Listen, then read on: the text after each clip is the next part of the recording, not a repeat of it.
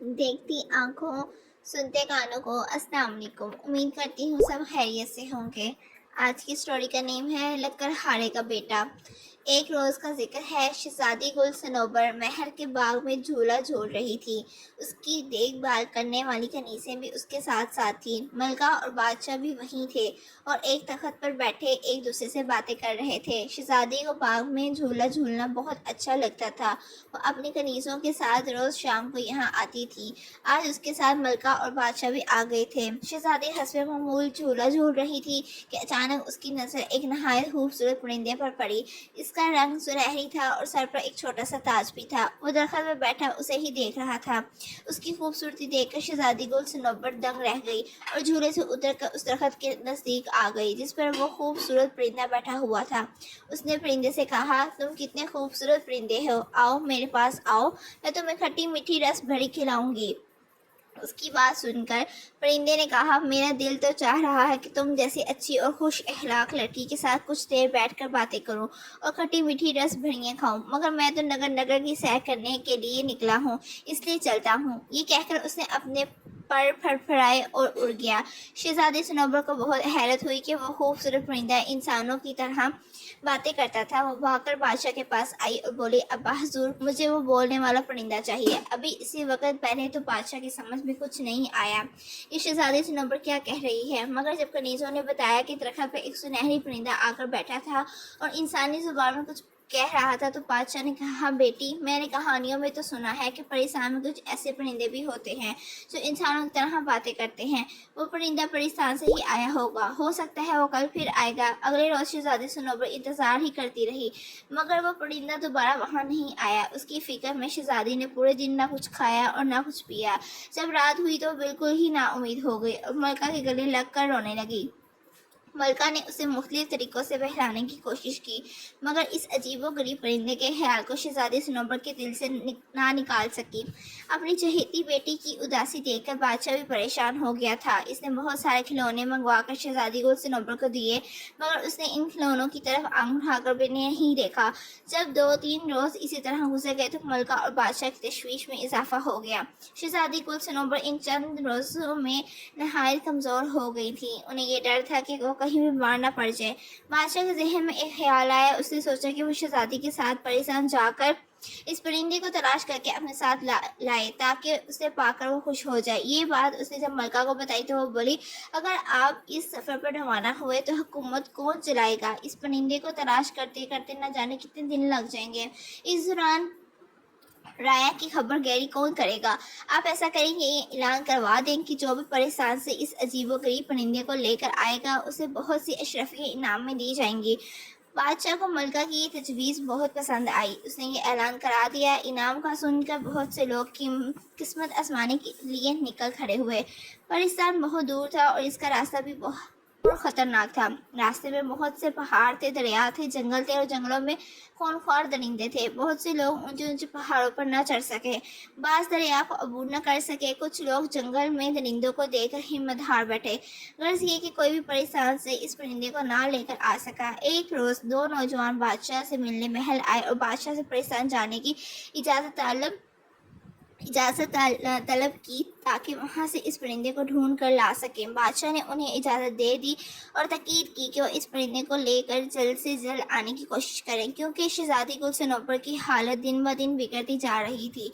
दोनों नौजवान अपने अपने घोड़े पर सवार होकर इस पर पुरखतर सफ़र पर रवाना हो गए। इनमें से एक का नाम शहरयार था और वो एक लकड़हारे का बेटा था। दूसरे नौजवान का नाम सलीम था और इसका बाप रेशमी कपड़ों का ताजर था।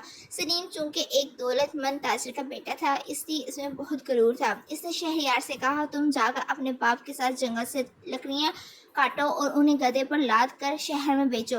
तुम इन चक्करों में कहाँ पड़ गए हो? शहरयार ने इसकी बात का बुरा नहीं मनाया, मुस्कुराकर बोला, लकड़ियाँ तो मेरे अब्बा काट लेंगे, तुम इसकी फिक्र छोड़ो। हमारे पास सलामत और इनकी मलका बहुत अच्छी हैं। वो दोनों अपनी राय का बहुत ख्याल रखते हैं। इन लोगों के अच्छे सलूक की वजह से हमारे मुल्क में शेर और बकरी एक घाट पानी पीते हैं। अपने पाशा सलामत की वजह से हम लोग बहुत खुशहाल हैं। अब इन पर वक्त पड़ा है तो हमारा भी फ़र्ज़ है कि हम इनकी मदद करें। मुझे इनाम مقام کا لالچ نہیں، میں تو بس یہ چاہتا ہوں کہ وہ پرندہ جلد سے جلد لا کر بادشاہ سلامت کے حوالے کر دوں تاکہ ان کی بیٹی خوش ہو جائے اور ہمارے بادشاہ اور ملکہ کی فکر دور ہو جائے۔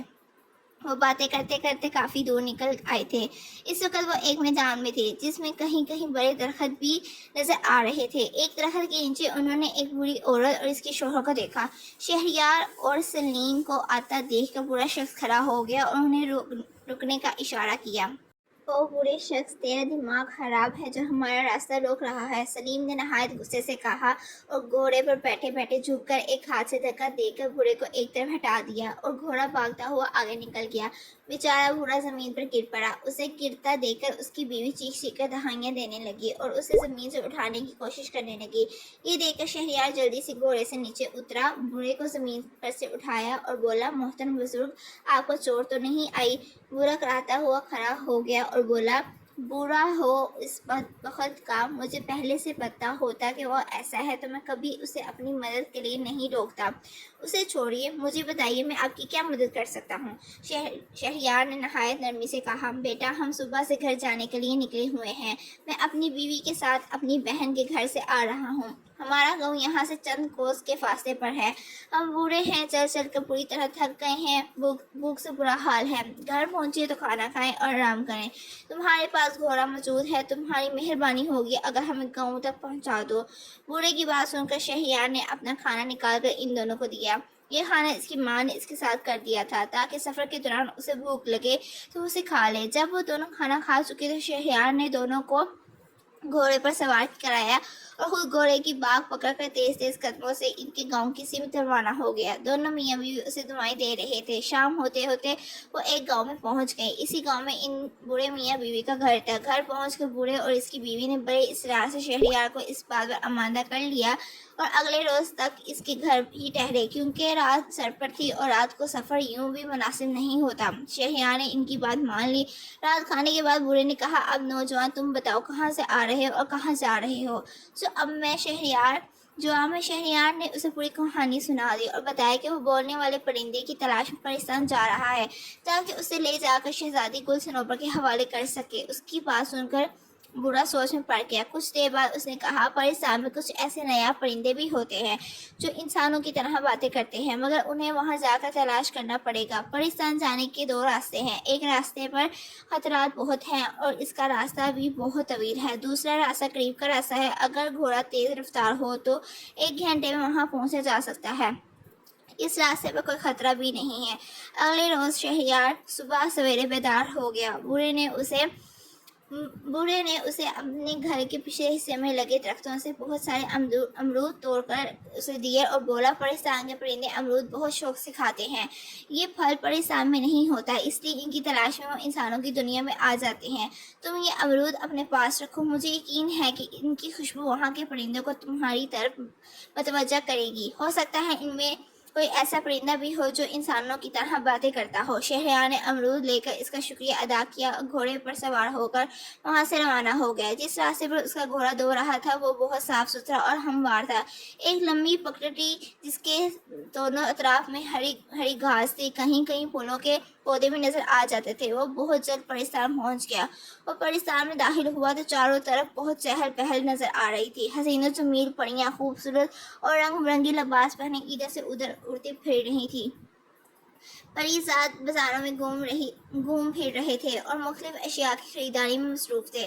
شہریار نے ایک میدان کے چاروں طرف بہت سارے پری زادوں کو جمکتا دیکھا۔ وہ قریب گیا تو پتہ چلا کہ وہاں دو دیووں کی کشتی ہو رہی ہے اور یہ سب ان دیووں کی کشتی دیکھنے کے لیے جمع تھے۔ ان کا بھی دل چاہا کہ دیووں کی کشتی دیکھے، مگر اس نے وقت ضائع کرنا مناسب نہ سمجھا اور بولتے پرندے کی تلاش میں چل پڑا۔ اس کی نظریں درختوں پر لگی ہوئی تھی تاکہ اسے پرندے نظر آ جائیں۔ چلتے چلتے وہ ایک باغ میں پہنچا۔ وہاں پر بہت سارے چھوٹے بڑے نہایت خوبصورت پرندے فضا میں اڑتے پھر رہے تھے۔ وہ سب اپنی سریلی آواز میں چہچہا رہے تھے، مگر ان میں سے کوئی بھی ایسا نہیں تھا جو انسانی زبان میں باتیں کر رہا ہو۔ شہریار کو مایوسی تو ہوئی مگر اس نے ہمت نہیں ہاری۔ اس نے گھاس پر بیٹھ کر کچھ امرود کی کاشیں اپنے سامنے ایک کپڑا بچھا کر رکھ دی۔ امرود کی خوشبو سے جتنے بھی پرندے تھے وہ وہاں آ گئے اور اپنی ننھی ننھی چونچوں سے انہیں کھانے لگے اور اور بھائی پرندوں کیا حال ہے، اس نے کہا مگر کسی نے بھی اس کی بات کا جواب نہیں دیا۔ شہریار سمجھ گیا کہ ان پرندوں میں سے کوئی ایسا نہیں ہے جو انسانوں کی طرح بولتا ہو۔ امرود کی کاشی ختم ہو گئی تو وہ سب خوشی سے چہچہاتے ہوئے اڑ گئے۔ اچانک ایک سنہری پروں والا پرندہ فضا سے اڑتا ہوا آیا اور شہریار کے سامنے بیٹھ کر بولا، افسوس مجھے آنے میں دیر ہو گئی، سارے امرود تو ختم ہو گئے ہیں۔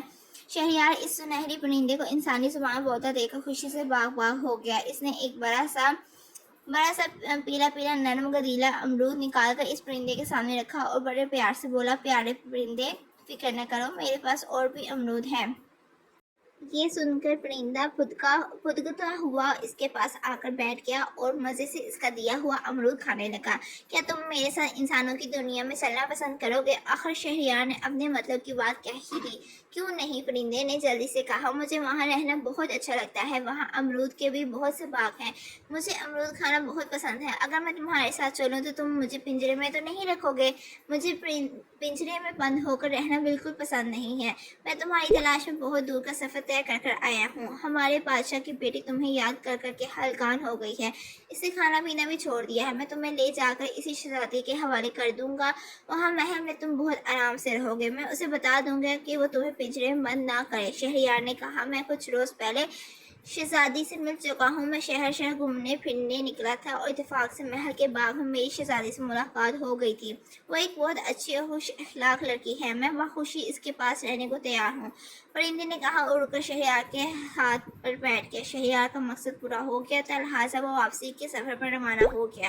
پرندہ کافی اونچائی پر اس کے گھوڑے کے ساتھ اڑ رہا تھا، ابھی وہ اپنے ملک کی حدود میں داخل ہوا ہی تھا کہ اس نے سلیم کو دور سے آتے ہوئے دیکھا۔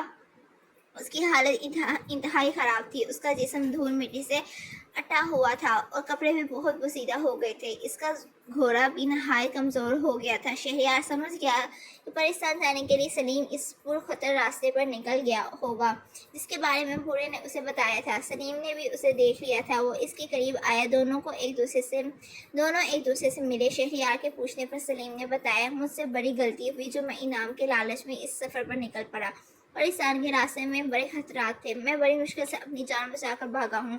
شہریار نے اسے اپنی کہانی سنائی اور بتایا کہ اس نے ان بوڑھے میاں بیوی کو اپنے گھوڑے پہ بٹھا کر ان کے گاؤں پہنچایا تھا۔ بوڑھے نے خوش ہو کر اس کی مدد کی، جس کی وجہ سے وہ بولنے والا پرندہ حاصل کرنے میں کامیاب ہو گیا ہے۔ وہ پرندہ تو تمہارے پاس نظر نہیں آ رہا، کہاں ہے وہ؟ سلیم نے بڑے اشتیاق سے پوچھا۔ شہریار نے آسمان کی طرف دیکھتے ہوئے اوپر اشارہ کیا۔ سلیم دیکھا کہ ایک خوبصورت سنہری پرندہ ان کے سروں پر منڈلا رہا تھا۔ انہیں باتیں کرتا دیکھ پرندے نے چلا کر کہا، شہریار جلدی کرو، ایسا نہ ہو کہ رات ہو جائے۔ شہریار نے سلیم کو خدا حافظ کہا اور اپنے گھوڑے کو چلنے کا اشارہ کیا۔ سلیم نے اسے جاتا دیکھا تو بولا، اگر میں ان بوڑھے میاں بیوی کے ساتھ برا سلوک نہیں کرتا تو مجھے بھی بولتا پرندہ مل جاتا، شہزادی کے پاس ایسے دو پرندے ہو جاتے، میں نے اپنی بد اخلاقی کی وجہ سے انعام حاصل کرنے کا موقع ضائع کر دیا ہے، مجھے اپنے برے سلوک اور غرور کی سزا مل گئی ہے۔ یہ کہہ کر وہ بھی اپنی راہ ہو لیا۔ شہریار محل پہنچا تو سنہری پرندے کو دیکھ کر شہزادی گل صنوبر خوش ہو گئی، پرندہ بہت جلد اس سے مانوس ہو گیا تھا، شہزادی جہاں بھی جاتی وہ اس کے پیچھے پیچھے ہوتا۔ شہریار کے کہنے پر شہزادی گل صنوبر نے وعدہ کر لیا تھا کہ وہ پرندے کو پنجرے میں نہیں رکھیں گی۔ شہزادی گل صنوبر کو خوش دیکھ کر بادشاہ اور ملکہ نے بھی سکھ کا سانس لیا۔ بادشاہ نے شہریار کی ہمت اور بہادری کی بہت تعریف کی۔ رات ہو گئی تھی، اس لیے بادشاہ نے شہریار کو گھر نہیں جانے دیا اور اسے شاہی مہمان خانے میں ٹھہرانے کا حکم دیا۔ اگلے روز حسب وعدہ بادشاہ نے شہریار کو بہت ساری اشرفیاں انعام میں دیں۔ شہریار نے اس کا بہت شکریہ ادا کیا اور اشرفیوں کا تھیلا اپنے گھوڑے پر رکھ کر محل سے رخصت ہونے لگا۔ شہزادی گل صنوبر اپنے سنہری پرندے کے ساتھ اسے خدا حافظ کہنے آئی۔ شہریار محل سے نکلا تو اس کا رخ اپنے گھر کی جانب نہیں تھا، وہ بڑی تیزی سے اپنا گھوڑا دوڑاتا ہوا اس بوڑھے کے گاؤں کی جانب جا رہا تھا، جس کی مدد کی وجہ سے وہ بولنے والا پرندہ حاصل کرنے میں کامیاب ہوا تھا۔ وہ ان کے گاؤں میں پہنچا تو بیچارہ بوڑھا بیمار پڑا تھا اور اس کی بیوی اس کا دیکھ بھال میں لگی ہوئی تھی۔ بیماری کی وجہ سے بوڑھا اپنے کام پر بھی نہیں جا سکا تھا، ایسے میں شہریار کی دی ہوئی رقم ان کے بہت کام آئی تھی۔ شہریار کو دیکھ کر دونوں میاں بیوی خوش ہو گئے۔ شہریار نے اپنی کامیابی کی خبر انہیں سنائی، پھر اس نے بادشاہ کے دیے ہوئے انعام میں سے آدھی اشرفیاں بوڑھے کے حوالے کی اور بولا، آدھے انعام کے آپ بھی حقدار ہیں۔ اگر میری مدد نہ کرتے تو مجھے وہ پرندہ کبھی بھی نہ ملتا. اتنی بہت سی اشرفیاں پا کر وہ دونوں خوش ہو گئے اور شہریار کو دعائیں دینے لگے. اس کے بعد شہریار اپنے گھر آیا. اس نے پوری کہانی اپنے ماں باپ کو سنائی اور بادشاہ سے ملا ہوا آدھا انعام ان کے حوالے کیا. اس کے ماں باپ تو خوشی سے پھولا نہیں سما رہے تھے. وہ اس بات پر بھی بہت خوش تھے کہ ان کے بیٹے نے اپنے محسنوں کو فراموش نہیں کیا تھا اور انعام کا آدھا حصہ انہیں بھی دیا تھا. انعام میں ملی ہوئی اشرفیوں سے شہریار نے اپنا کاروبار کر لیا. اس کے باپ نے بھی جنگل سے لکڑیاں کاٹ کر فروخت کرنا چھوڑ دیا اور کاروبار میں اپنے بیٹے کا ہاتھ بٹانے لگا. تھوڑی ہی دن میں ان کا کاروبار خوب چمک اٹھا. یوں ایک لکڑہارے کا بیٹا کمزور انسانوں سے محبت اور ان کی مدد کرنے کے صلے میں اپنے ماں باپ کے ساتھ ایک خوشحال زندگی گزارنے لگا. آپ سب سے ریکویسٹ ہے کہ میرا channel like subscribe share follow ضرور کریں اور بیل آئیکن کا بٹن سبسکرائب کرنا نہ بھولیں. شکریہ. اللہ حافظ.